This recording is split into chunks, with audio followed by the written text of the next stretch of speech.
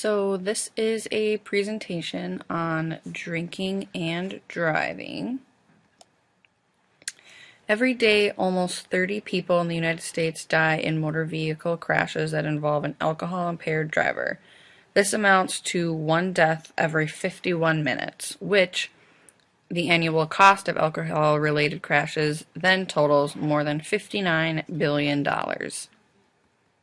Meet Alex. At 5 feet 8 inches and 195 pounds, he's the average American male in terms of height and weight.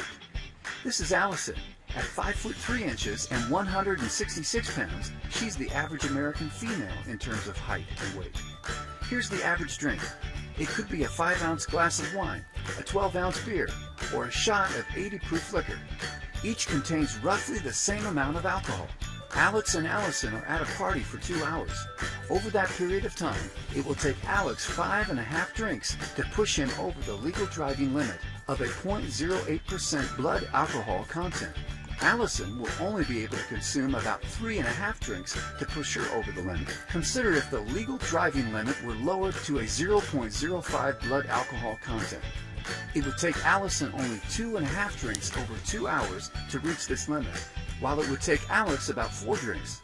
The National Transportation Safety Board estimates lowering the legal limit to 0.05 could reduce drunk driving deaths in the United States by as many as 800 annually. So how bad is driving a car with a 0.08% blood alcohol level?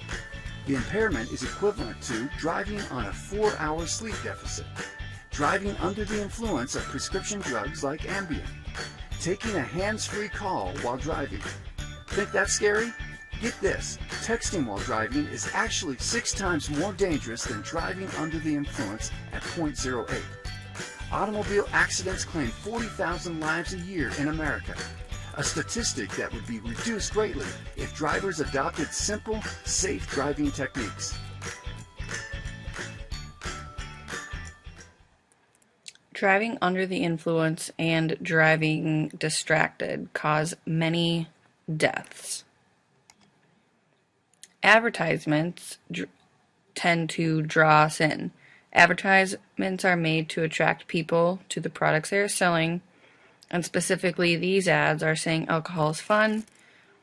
There are 0 carbs for those on a diet, as well as there are other aspects, including the games, to try to draw people in. The advertisement in the middle says that it's perfect, and it relates to something or appears as if it's something that everyone does.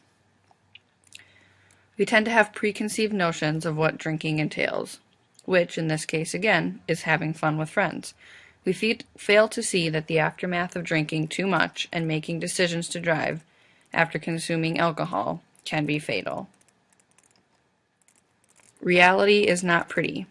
In the study, Risk for DUI, Gender Differences, adolescent drivers are overrepresented in fatal auto accidents, especially those involving alcohol. Out of 343 10th grade students, male students perceived greater driving skill in riskier situations. As you can see, a life could be lost, and it could be yours if choosing to drink and drive. In association to alcohol, we think it makes us cool, or we have a sense of popularity. Alcohol is, in reality, more so related to being addictive, or it's addicting, it's expensive, it's harmful to your body, and statistics revealed parents who loosely drank and referred to drinking as a positive lifestyle choice had children who engaged in the lifestyle choice during their high school years or later on. Influence is huge. Speaking of influences, mass media campaigns are a great thing. They are making a comeback. Mass media campaigns are effective in reducing alcohol-impaired driving and alcohol-related crashes. Specifically, higher beer taxes are associated with reductions in crash deaths as well, as the result is relatively robust across specifications. Higher beer taxes equals less amount of people buying beer, equaling less accidents.